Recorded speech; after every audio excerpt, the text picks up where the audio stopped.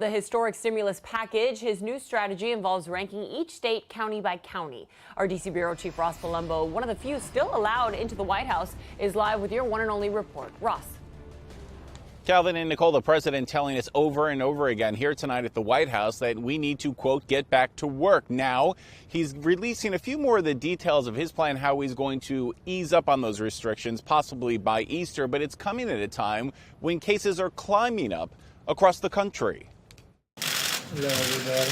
Just as the United States was topping the world with the number of coronavirus cases, the president pushing forward with his plan to ease restrictions, writing governors about new possible guidelines, categorizing counties as high, medium, or low risk. Large sections of our country probably can go back much sooner than other sections. Is that an alternative? I say absolutely it is an alternative. It comes amid another brutal blow to the economy. More than 3.2 million Americans filing for unemployment in a week, the highest in history. But it's a lot of jobs, but I think we'll come back very strong the sooner we get back to work. His Treasury Secretary sounding more politic. To be honest with you, I just think these numbers right now are not relevant, and whether they're bigger or smaller in the short term. The administration now pointing to the historic stimulus plan as a short-term solution. The nays are zero. Passing unanimously in the Senate, the president tweeting, "Congratulations, America." It's a historic day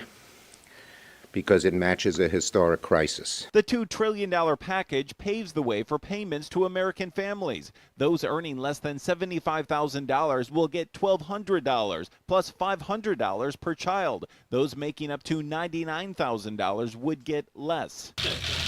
Speaker Nancy Pelosi planning the vote in the House on Friday. I spoke with the House physician yesterday. South Florida's Ted Deutsch under self-quarantine after his son returned home from Spain with symptoms, but Deutsch saying this stimulus will help.